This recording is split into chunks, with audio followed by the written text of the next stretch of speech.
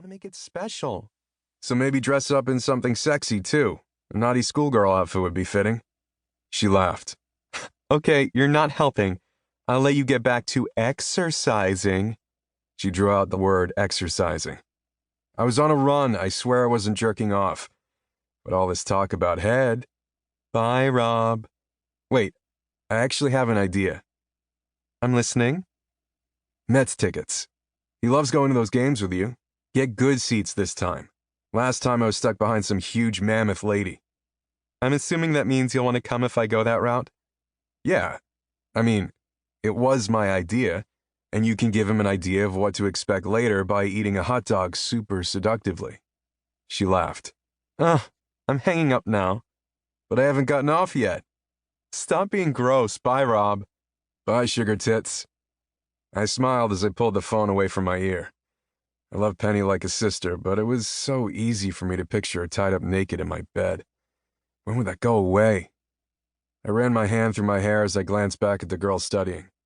She was reading a book now, perfectly content. I definitely couldn't talk to her. I didn't want to freak her out and make her change her studying schedule. Every weekday when the sun was out, she'd be here at 3 p.m. like clockwork. I made sure to be here too. Not that I was stalking her. 3 o'clock also happened to be a great time to run. I'd always liked running in the heat. Probably because I'd gotten used to it after spending half my time abroad. The girl rubbed the side of her neck with her hand. Why was that so fucking sexy? I dreamed about pinning her against the very tree she liked to read under. I could picture her begging me to fuck her. She bit the tip of her pen again. Did she even realize what she could do to a man? Even though she was always peacefully studying, I was not going to let this girl slip through my fingers. It was almost finals week. If I didn't run into her by the end of the semester, I'd go talk to her like this. I'd interrupt her studying because I know she'd want me to. She couldn't hide behind those sunglasses forever. Okay. I had not been jerking off while I talked to Penny, but if I didn't soon, I'd have to throw away my shorts. I stood up and adjusted my shorts in an attempt to hide my boner. It didn't work that well. Luckily, my apartment was close. I looked over my shoulder at the girl as I started running. I definitely talked to her soon. Last call would be in a few minutes. I looked around the bar as I closed out my tab, hoping, praying that she'd suddenly appear. Finals week was drawing to a close. The end of the semester had come, and I'd blown my shot at talking to that girl. She just stopped showing up under the tree a few days ago. She'd probably finished her exams early. She was gone. I glanced over at the group of girls that were clearly celebrating a 21st birthday.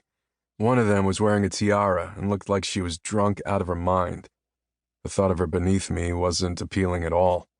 I wanted a challenge. I wanted something different. I wanted the girl in the grass. I looked down at the beer in my hand. If someone was to ask me how old I was, 21 would probably spill out. I still felt 21. I still felt like I was in college. I needed to get out of this town. Whatever it was I was looking for, it wasn't here. Who's the lucky girl tonight? I turned my head to the bartender. I didn't recognize her, and you'd think that I would after frequenting this bar so often. She was wearing cut-off jean shorts and her t-shirt with the bar's logo was tied up, showing off her perfect stomach. I raised my eyebrow and leaned forward. You?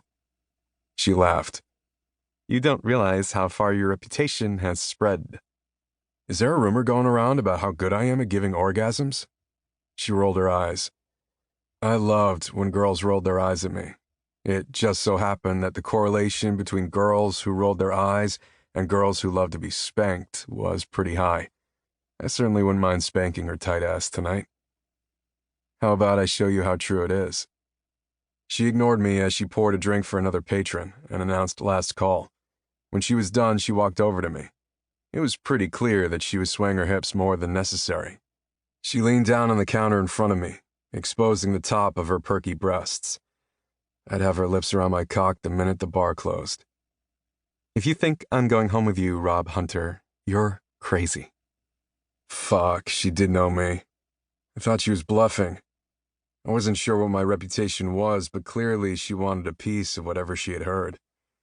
Well, luckily for you, I don't need to take you home to show you just how...